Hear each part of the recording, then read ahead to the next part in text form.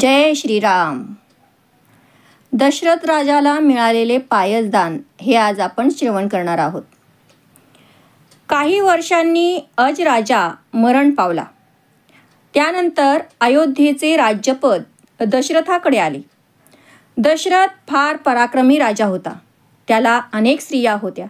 त्यातील कौसल्या, सुमित्रा व कैकेयी या 3 पट्टराण्या होत्या. कौसल्या सर्वात ज्येष्ठ. ती वयानेही मोठी होती. ती ज्ञानी व अतिशय प्रेमळ होती. सुमित्रा फार हळव्या मनाची होती. आणि तिसरी कैकेयी ही राजाची लाडकी होती, पण तिचा स्वभाव हट्टी होता. दशरथाला एवढ्या बायका असूनही मूलबाळ नव्हते. त्यामुळे तो सुखी नव्हता. पण पुढे अशी एक घटना घडली की त्यामुळे त्याला मोठी आशा उत्पन्न झाली. दशरथाच्या अंगी धनुर्विद्येचे विशेष कौशल्य होते. अंधारात किंवा डोळे मिटून नुसत्या ध्वनीच्या आधाराने तो अचूक शरसंधान करी. एकदा दशरथाला स्वप्न पडले. त्यात 2 पुरुष आणि 1 स्त्री यांना तो ठार मारित आहे असे त्याला दिसले. ती माणसे निरपराध होती. दशरथ राजा जागा झाला. त्याला वाटले हे स्वप्न फारच वाईट आहे. सकाळी तो राजगुरू वसिष्ठांना भेटला. त्याने आपले स्वप्न त्यांना सांगितले आणि त्याचा अर्थ विचारला. वसिष्ठांनी त्याला सांगितले, तू शिकारीला जा आणि 3 पशूंची हत्या कर, म्हणजे दुष्ट स्वप्नाचा दोष नाहीसा होईल. वसिष्ठ ऋषींचे ऐकून दशरथ राजा एका सरोवराच्या काठी शिकार करण्यासाठी जाऊन बसला. संध्याकाळच्या वेळी अंधार पडू लागल्यावर एखादे श्वापद सरोवरावर तहान भागविण्यासाठी येईल असा त्याचा अंदाज होता. पण रात्र झाली तरी कोणीही जनावर आले नाही. राजा वाट पाहत एका झाडावर बसून राहिला. त्यावेळी अंधारातून सरोवराच्या दिशेने बुडबुड असा पाण्याचा आवाज आला. दशरथाला वाटले, एवढा वेळ थांबल्यासारखे कोणीतरी सावज आज मला मिळणार. त्याने आवाजाच्या रोधाने बाण सोडला. तो बाण लक्ष्यावर अचूक लागला. पण श्वापदाची आरोळी ऐकू न येता मनुष्याची किंकाळी ऐकू आली. अरे रे, कोणातरी माणसाची माझ्या हातून हत्या झाली असे म्हणत दशरथ लपलेल्या जागेवरून पुढे सरोवराकडे गेला.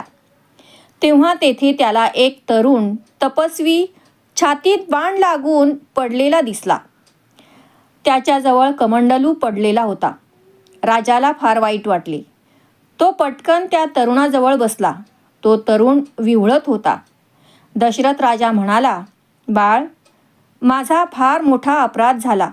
मी काय करू? तू कोण? कोठे चालला होतास? दशरथाने त्याचा हात हाती धरून अत्यंत कळवळ्याने विचारले. तो क्षीण आवाजात दशरथाला म्हणाला, राजन, मी श्रावण. माझ्या आईबाबांना घेऊन मी यात्रेला चाललो होतो. ते दोघे आंधळे आहेत. मी त्यांना कावडीत घालून वाहून नेत होतो. त्यांना तहान लागली. मी पाणी न्यायला आलो होतो. तुम्ही हा कमंडलू भरून त्यांना पाणी नेऊन द्या. मला बाण लागला आहे असे मात्र त्यांना सांगू नका. हीच माझी शेवटची इच्छा. दशरथाने पाहिले. श्रावणाचे डोळे मिटले होते. अरे रे, आपल्या हातून केवढी हत्या झाली. आता काय करावे? असे म्हणत दशरथाने जड हातांनी व जड मनाने कमंडलू पाण्याने भरला. स्वतःला दूषणे देत तो श्रावणाच्या आईबापांना शोधत निघाला. थोड्या वेळाने त्याच्या पावलांची चाहूल लागून एका ठिकाणाहून आवाज आला, श्रावणा, आलास का? पाणी आणलेस का? पण दशरथ काहीच बोलला नाही. तो हळूच पुढे गेला. त्याने अंधारात एक म्हातारा व एक म्हातारी कावडीमध्ये बसली आहेत असे पाहिले. दशरथाने हातातील कमंडलू वृद्ध माणसाच्या हळूच हाती दिला. श्रावणा, तू बोलत का नाहीस? तो वृद्ध म्हणाला.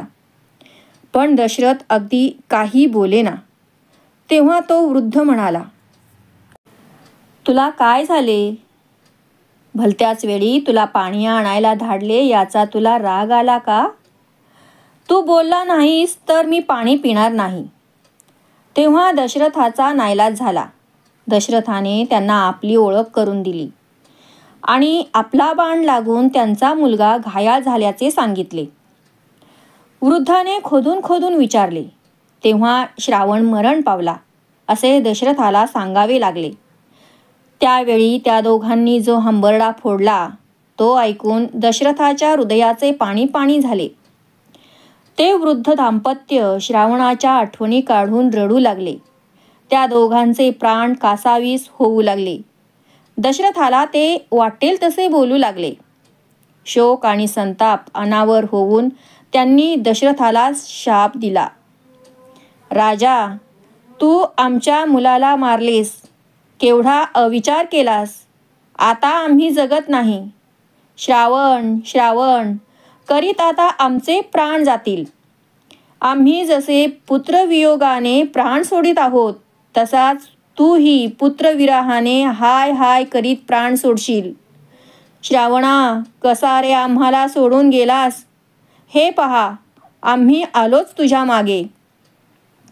दशरथ त्यांचे सांत्वन करू लागला, पण वृद्धांनी पाण्याचा थेंबही घेतला नाही व राजाच्या देखत व्याकुळ होऊन त्या दोघांनी प्राण सोडले.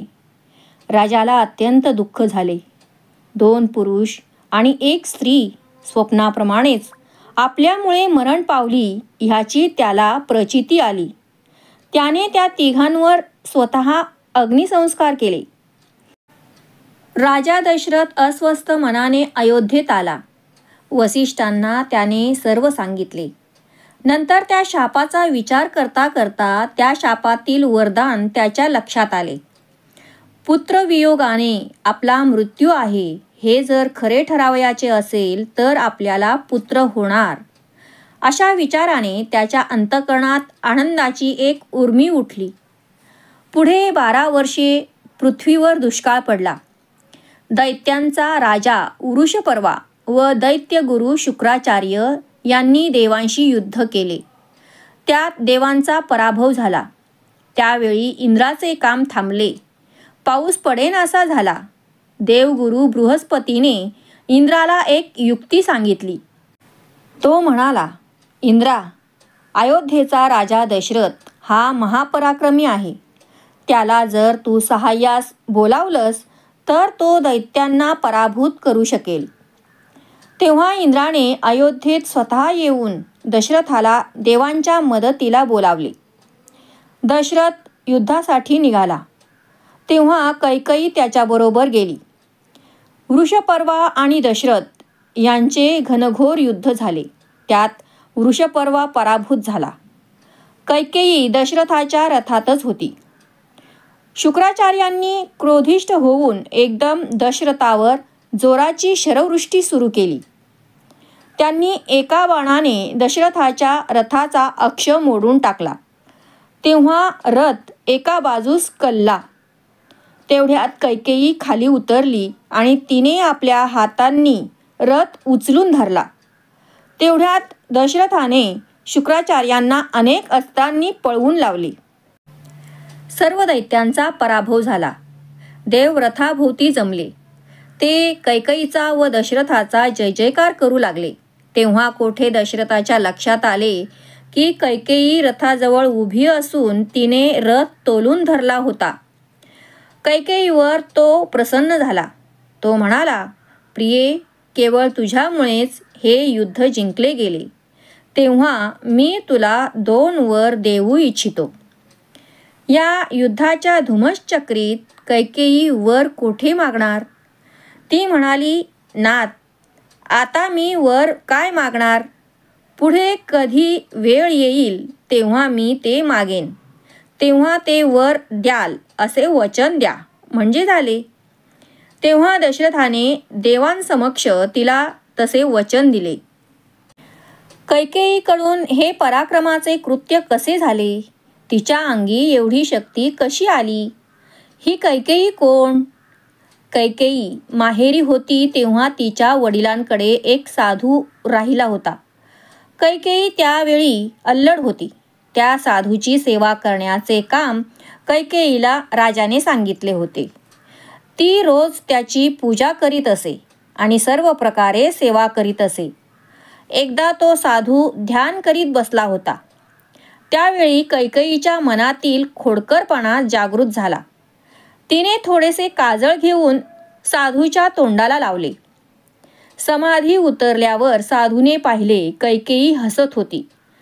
त्याला जेव्हा कळले की आपल्या तोंडाला हिने काळे फासले आहे, तेव्हा तो संतप्त झाला व त्याने कैकेयीला म्हटले, तुलाही असाच डाग लागेल. लोक तुला दोष देतील. सज्जनांची चेष्टा करू नये. या कर्माचे तुला फळ भोगावे लागणार. तुझा पुत्र तुझा द्वेष करील आणि तूही पुत्रद्वेष करशील. तुला कोणी चांगले म्हणणार नाही.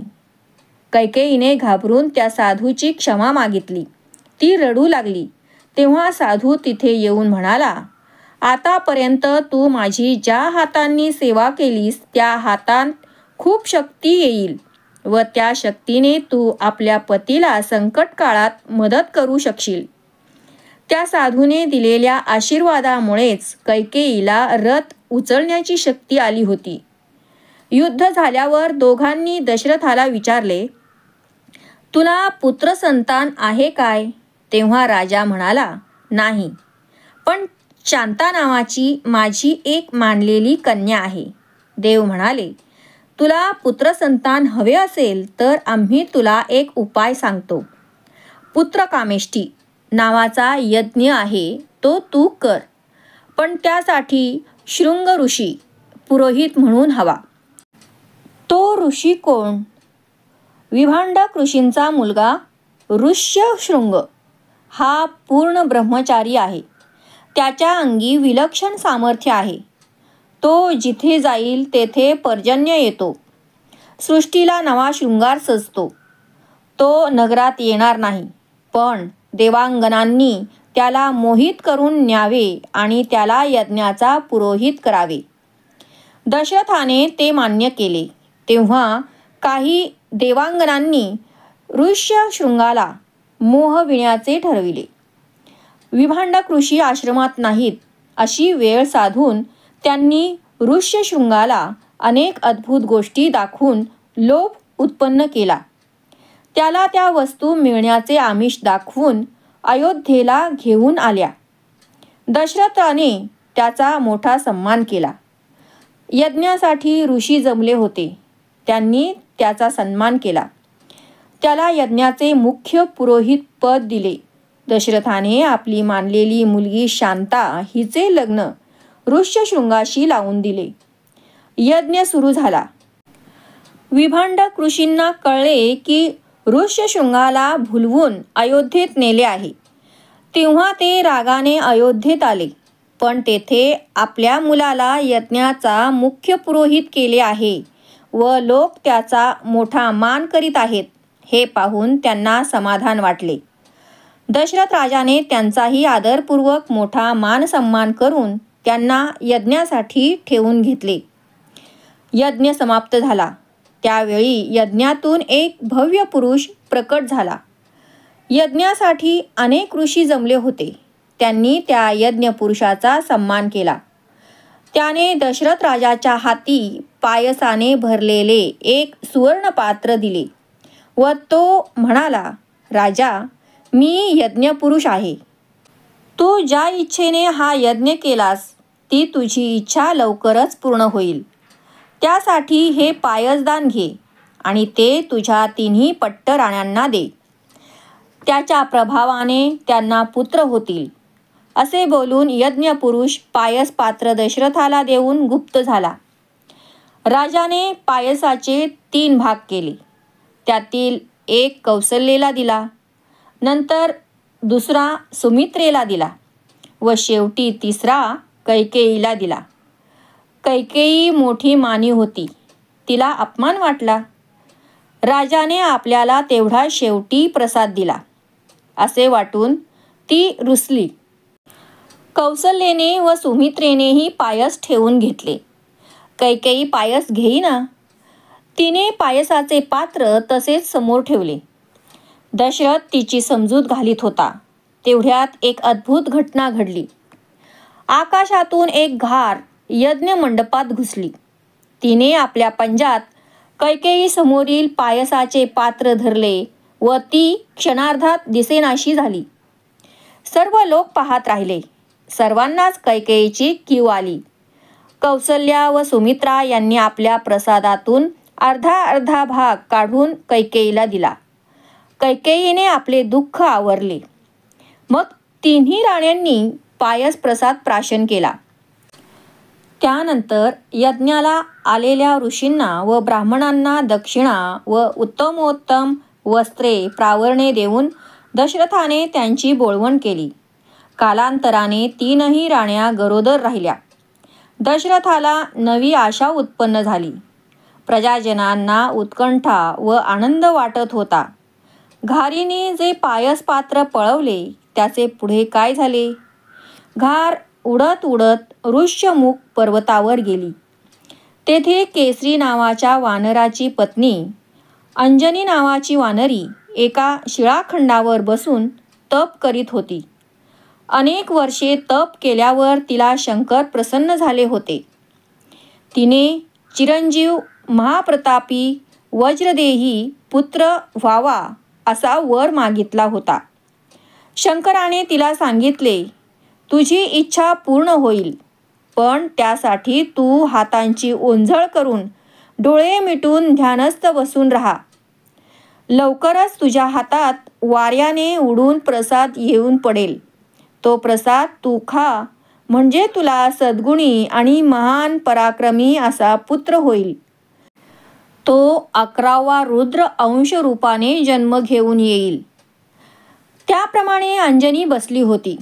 घार उडत उडत तेथे आली असता वाऱ्याने तिच्या पंजातील पायस नेमके अंजनीच्या ओंझळीत पडले. ते तिने खाऊन टाकले. सुवर्चसा नावाची अप्सरा नृत्य करीत असता उन्मत्तपणे चुकली. तेव्हा ब्रह्मदेवाने तिला शाप दिला. त्यामुळे ती घार झाली होती. अंजनीच्या ओंझळीत पायस पडताच ती मुक्त होणार होती. त्याप्रमाणे तिला आपले मूळ रूप प्राप्त होऊन ती स्वर्गात गेली. वाऱ्याच्या जोराने पडलेला पायसरूपी प्रसाद शंकराचे वरदान खरे ठरले. योग्य वेळी अंजनीला पुत्र झाला. तोच वायुपुत्र हनुमान. तो जन्माला येताच सगळीकडे प्रकाश पडला. त्याने प्रचंड रूप धारण केले. त्याने आपले पुच्छ जोराने आपटले. मोठ्याने भुभुक्कार केला. तेव्हा दशदिशांना तो आवाज दुमदुमला. त्याला भूक लागली. त्यावेळी सूर्य नुकताच उगवला होता. तो पाहून त्याला वाटले हे कोणते तरी खाण्याचे फळ असावे. त्याने एकदम पूर्व दिशेला उड्डाण केले आणि सूर्याला पकडायला तो आकाशमार्गे जाऊ लागला. त्याचे अंग भाजेल म्हणून वायूने त्याला थांबविण्याचा प्रयत्न केला, पण त्याला न जुमानता तो सूर्यापर्यंत गेला. तेव्हा वायूने त्याच्यावर हिमालयावरील थंड वारा सोडला. त्यावेळी राहू सूर्याचा ग्रास करण्याच्या बेतात होता आणि केतूही त्याच्या मदतीस आला होता. मारुती म्हणजे मरुताचा पुत्र आणि मरुत म्हणजे वायू. त्याने राहू केतूशी युद्ध करून त्यांना दूर फेकून दिले. तेव्हा ते दोघे इंद्राकडे गारहाणे घेऊन गेले. इंद्र त्यांचा कैवार घेऊन मारुतीशी युद्धाला आला. इंद्राने आपले वज्र त्याच्यावर फेकले. त्यामुळे मारुतीला फारसे काही झाले नाही. फक्त त्याच्या हनुवटीवर वज्राचा आघात होऊन एक खूण पडली व त्याला मूर्छाही आली. त्यामुळे वायू क्रुद्ध झाला. त्याने देवांना धमकी दिली, मी आता तुमचे सर्वांचे प्राण आकर्षण करून घेतो. तेव्हा देवांनी मारुतीला सावध केले. त्याच्या पराक्रमामुळे ते प्रसन्न झाले होते. त्यांनी त्याचे हनुमंत असे नाव ठेवले. त्याला स्वर्गीय पदार्थ भक्षण करण्यास दिले. शिवाय त्याला वरदानेही दिली. इंद्रपाश, ब्रह्मास्त्र, शंकराच्या तिसऱ्या डोळ्यातील अग्नी व रुद्रगण यांनाही मारुती अजिंक्य झाला. इंद्र म्हणाला, हनुमंता, माझ्या वज्राचा तुझ्यावर काही प्रभाव पडणार नाही. कुबेर म्हणाला, दुष्ट राक्षसांचा तू वध करशील, चिरंजीव होशील. तुझे नामस्मरण करणाऱ्याला राक्षस त्रास देणार नाहीत. वरुण म्हणाला, तुझी शक्ती अभंग राहील, तुला युद्धाचे श्रम वाटणार नाही. विश्वकर्म्याने त्याला अम्लान पंकजमाला म्हणजे कधीही न कोमजणारी कमळाची माळ अर्पण केली. मग देवांनी त्याला अंजनीकडे आणून दिले आणि ते स्वर्गात गेले. अंजनीने आपल्या बाळाला कुरवाळले. रुद्राचा हा अंश आहे हे कळून तिला फार आनंद झाला. मारुतीने पुन्हा लहान रूप घेतले. अंजनीने त्याला स्तनपान करण्यास सुरुवात केली.